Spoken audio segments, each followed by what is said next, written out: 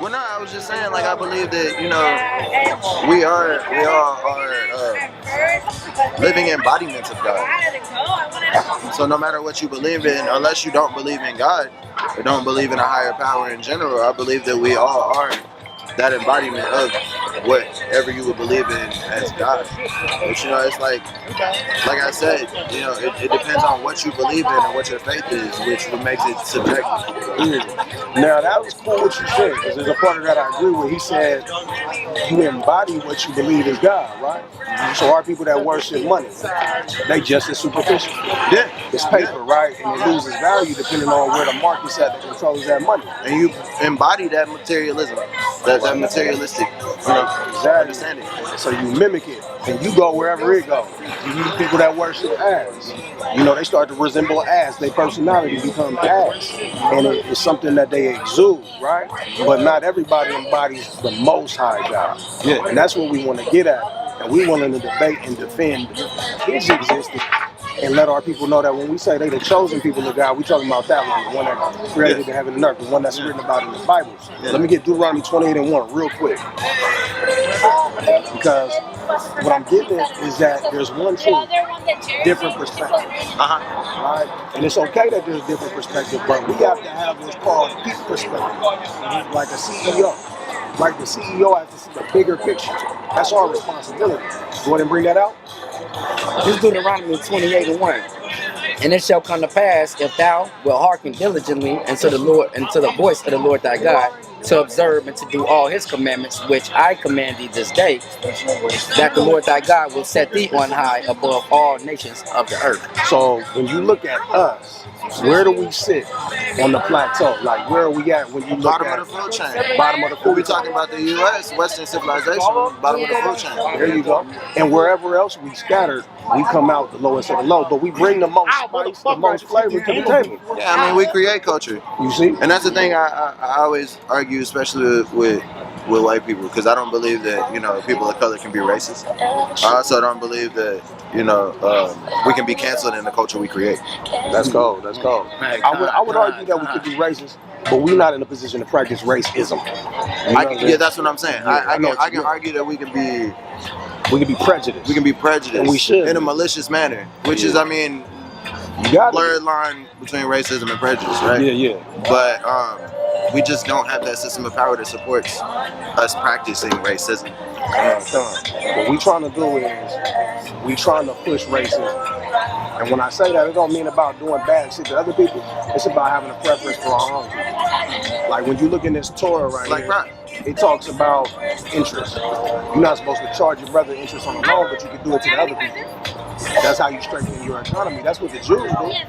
Amongst the foremost bankers of the world, they're giving predatory loans out, and the people that benefit from it is them. You look at the major record labels. Owned by Jews. You know what I'm saying? Exactly. They benefit off of us.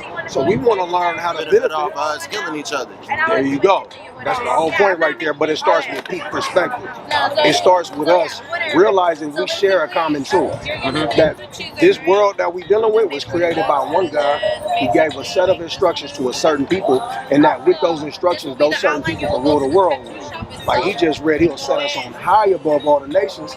But you and me, we have the testimony that we're at the bottom, which would tell us what? We must not be doing what? We must not be doing something right. We must not be doing something right. We must be breaking the laws of God. Now, if it's popular culture for me to fuck your girl and you to fuck mine, we brag about it. Maybe somebody want to spin the block about it, and it's just another day. And we should just another life lost. Another song to be written, right? Another T-shirt to be pressed up, and then everything just continues as planned. So we got to break out of that. You know what I'm saying? We need you to be a part of that. And I'm all about that. You know what I'm saying? I'm all about that. I make music too, but the music I make is mostly love music. I really don't even listen to rap like that, just because everything you hear nowadays is about killing each other. Shit is getting kind of ridiculous, bro. I just maybe a month or so ago, I lost my cousin. He got murdered in Garland. And then the night of his funeral, one of my homeboys got murdered out here. So my condolences. I appreciate it, man. But that shit it's been heavy on my mind, bro. Yeah, man. And it makes me not want to listen to niggas like Dirt. And it's niggas like, you know what I mean? Like certain shit I don't care to listen to, because that shit, when you really got dead homies, like you really got dead homies. Yeah. Like you don't know how to deal with, you don't know how to cope with situations like that. Especially as a black man, like I don't have the fucking resources, bro, to get insurance. Like you know what I mean? I don't have the resources to get therapy, and I love therapy, but it's something that we all need. You know what I mean? And we've all needed for a real long time. I come from a real hard place, bro. Where you from? I'm from Houston, Texas. H-Town. Yeah. Everywhere we at, man. Like, what other nation glorify fucking off their own people? None. Like especially not the Jews. The white man might do it in cowboy movies and shit like that. He might do it when he talk about World War II. It's not comparable. It's not comparable. The systematic racism that's caused us to be the savages that they create. Who put the crabs in the barrel? And what you expect them to do? Who told us that we was crabs? Right, so we doing that footwork, man. So what we want, if I'm gonna be completely frank and forward, is you gonna make your music. Keep doing that shit. But what I want to do is be constructive tool in your life to say, hey, some things you gotta adjust. And you do it for the Most High so that He can do for you and use you to do for Him. Because as much as we want to heap up knowledge for ourselves, it's nothing if we can't distribute it. So we can't do it from the place of hypocrites. Like I can't go up. Exactly. I can't walk to my brother and be like, hey, God said don't eat pork. I'm still eating pork sandwiches and shit. I can't say God said keep the Shabbat because your ass need rest and you got a toxic hustle mentality that you need to reverse. If I'm still not keeping the Shabbat. That's the problem I'm trying to fight right now. I work 7 days a week, bro. I'm a tattoo artist. That's PTSD right there. That's the manifestation of you having anxiety. You don't know what to do with but work. But money ain't gonna answer your problems. You just gotta keep your head down and keep moving forward. That's what we've been programmed to do. Toxic hustle mentality. What you gotta do is apply yourself to this work. Why? Because it's gonna fulfill you a lot more. How can I say that? Because look, I'm from Seattle. I used to do this. I came out here so I could do this, but I was out on the corners, I would rob on, trying to give back what I used to take. I used to be addicted to jacking. How did I get like that? Because I'll go to school, people would make fun of my shoes. And when I came into it, I was a sheltered kid. So I started getting beat up on. They make fun of you. If they can get away with making fun of you, they beat you up. So what I had to learn to do, be funny and fight. And that's a toxic thing I took with me. So I started robbing niggas for their shoes at school so they couldn't make fun of me no more. But that becomes an addiction. And the scriptures say that God don't give us the spirit of fear, what causes you to become addicted to shit like that. He gives you the spirit of power, the power to say, I don't gotta go with the plan. I can change the whole game now. Right? So I can sit and look at you and say, look, there's some shit you're gonna have to switch up, and I can help you do it. Because I know how to navigate certain things, and whatever I don't know about your experience, somebody do. And I can acquaint you with it. Because you got a purpose. Your purpose is to first look up in the mirror and say, God gave me a certain set of instructions, follow them, so that we can change the way shit is. Let me get Lamentation 5 and 7 for him. Because look, we can play the game and say, hey, there ain't nothing I can do about it by myself. But what it took was millions of niggas just like us to think just like that has us where we at today. You know what I'm saying? Watch this. This is cold. You ever heard of bearing the sins of your father? Well, we got the proof of it. We can see it, but we can't explain why. At the church, the way they have us feeling is that God love everybody, so why is this happening to me? And as black people, we always chalk it up to generational curses. Yeah, but we can't explain them though. They're like, it don't talk about generational curses in the Bible, so we go to other spiritualities. But the Bible does talk about generational curses. Watch this. I'm gonna show you the main one. That wind cold. Yeah. It says, our fathers have sinned. Our fathers have broken the laws of God. And are not. And they're gone. Right? And have borne their iniquities. We have borne our fathers' iniquities. So our fathers decided to get into plantation politics. They decided to follow the white pastor. And now we're bearing their iniquity. Because we've been taught to hold hands with the people that would hold our hand and drag us around the corner and literally rape, rob, and murder us every chance they get. That's a small example. What if I told you the Bible talk about single parent households? What if I told you the Bible talk about slave ships as generational curses? He gonna show you. Watch this. And let me know when you out of time, huh? Let me know when you out of time. But this is the most important shit we can know. Why? Because not only do we know we have a purpose, but we know there's a belt being put to us for a reason, and now we can actually stop the belt. But it takes each one of us to stand up in great numbers and endure these things so the next generation don't have to. I'm gonna show you that as well. Watch this. This Deuteronomy 28. So that the man that is tender among you and very delicate, his eyes shall be evil towards his brother. This show black on black crime. There you go. Look at 50, 60 years ago, brothers and sisters was very different towards each other, right? Look at the civil rights movement. We dealt with unity, right? Fast forward today, those same brothers that would have a delicate and tender approach to you, they now hate your fucking guts. And you don't know why. You just know you worried about it, and you gotta be on your toes just in case a nigga would. Right? So you don't be a goddamn clothing line one day. Am I right? I'm not trying to be on the next t-shirt. I don't want nobody to airbrush my face on that. Right? I'm scared that people ain't gonna show up for my funeral. That's what we thinking when we 16 years old. I remember when I hit 18, I didn't think I was gonna be. I hit 18 and my anxiety skyrocketed because I said, I'm predicting that I'm not gonna make it to 18. After 18, I didn't know what to expect, and so I started trying to figure out how to die on my terms. That's called your life hanging in doubt. The Bible talks about that too. Show them you'll serve your enemies in hunger and in thirst and in nakedness. This is Deuteronomy 28, and then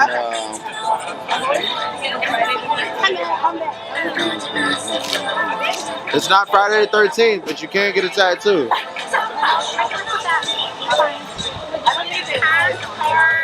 I'm not outside. Matter of fact, go to 45, 28 and 45. Yeah, that's what I was, I'm gonna do 44 too real quick. It says, he shall lend to thee, and thou shalt not lend to him. He shall be the head, and thou shalt be the tail. Talking about the strangers that's around us. So people move in your neighborhood don't look like you got the Asians, they'll buy a store. The Arabs will buy a store. They'll sell you all this shit they don't want their children to have, right? He's getting up above you real high. You coming down lower and lower, right? And it seemed like how? You know, we are the most impoverished, but we spend the most money. How? How but by the design of God. Go ahead. Moreover, all these curses shall come upon thee, and shall pursue thee, and overtake thee till thou be destroyed, because thou hearkenest not to the voice of the Lord thy God, to keep his commandments and his statutes, which I command thee. That's cold. It said the other nations is going to look down on you, but these curses are going to follow you and overtake you. Take LeBron James, for example. Is he doing any better than us aside from money? This white woman told this nigga to shut up and dribble. Right? They put him on the front of a magazine playing like he King Kong, holding a white woman in his arm, calling the nigga a monkey to his face. You know what I'm saying? He ain't no better than us because these curses come upon us, they overtake us, and they chase us everywhere we go. You move to a new neighborhood, Houston's still chasing you. Those ghosts are still chasing you. You still having nightmares about that bullet that you couldn't stop. It took me to the bottom of a bottle and back. I used to have to drink to sleep. I used to have to drink to function. I used to have to smoke to go outside. And what kind of existence is that? Those curses came upon us. You see that? The curses came upon us and overtook us and pursued us. Right? So now we have answers as to how to shake them off. Let me get Deuteronomy 30 and 1. It's Deuteronomy 30 and 1. And it shall come to pass, when all these things are come upon thee, the blessings and the curse. Now pause right there. We so removed from the blessings that our ancient forefathers experienced that we like what blessings? But we'll ask ourselves about a King Solomon. We'll ask ourselves about a King David. We'll ask ourselves about a time when we had a nation with autonomy of our own. It had to happen. We can see it in history. We can see the other nations talking about us. So we had to have been blessed at some point, but now we know we curse. Right? Go ahead.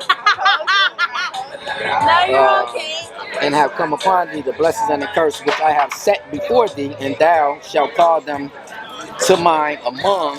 Now we reflecting on how these things have happened to us, mainly the bullshit, right? It said we're going to reflect on the curses and the blessings. Go ahead. All the nations, whether the Lord thy God has driven thee, and thou shalt return to the Lord thy God, and shalt obey his voice according to all that I command thee this day. Now, how hard are we taught to obey the Most High's voice at church? How many times have you heard Jesus died for your sins so you don't have to keep the law? But they lying to us. Why? Because it's a benefit in keeping the children, people of God down, keeping them from obeying. Because the Bible says if we return to him and obey his voice, what's going to happen? This is Deuteronomy 28 and 7. And the Lord thy God shall put all these curses upon thy enemy. No. Go back to the top, because that's the sweet part. We want to get there. Because what would happen if you saw today that your enemies become cursed and you get to look down on them for a change? We got more immediate issues to deal with, like getting our shit together, and this is the motivation. Go ahead. Right, and shall return to the Lord thy God, and shall obey his voice according to that to all that I command thee this day, thou and thy children. Thou and thy children, meaning we gotta teach the next generation. The same way we was taught the bullshit, we gotta teach the good shit. Right, go ahead. With all thy heart and with all thy soul. Then Give me 1 second, I'm sorry. Hello? Melting pot, everybody come around and do whatever they want and chase a dream, and y'all worship these different gods and all that. It could be. Could be. But in the ancient days, a nation started with a common ancestor. Watch this. Okay. This the alternate. This is the ESV. It says, but you are a chosen race. A chosen race.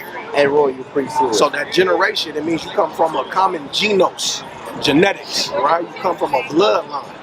When you deal with race in the ancient concept, you're not talking about skin color, you're talking about a common ancestor. So First Peter is saying that you are a chosen race. So who are these people from this chosen race? They say it's all special people. Now they might be proclaiming the praise of him and call you out the darkness to the marvelous light. Woo!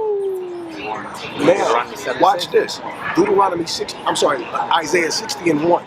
I can get so deep into it, y'all, but I really think that somebody watching, supervisor watching. Yeah. Look, we're gonna have a Bible study tomorrow. What about? We're gonna do it online. Oh, okay. That way it's convenient. King Corn beats be killing shit. We was powers on this earth once, and we was all about the mirth once. Idol worship, murder like the first of the month. Hit a nigga with the bit like he need a light. That's what you do when you on fourth, or else you got a punt. But we ain't needed when we cry for Egypt flesh, nah. So it's Egypt that we got, and we hella mad. These crackers soaring off our shoulders like some helipads. They see our sweat, but they don't feel us like we holograms. I'll be damned, another black man shot again.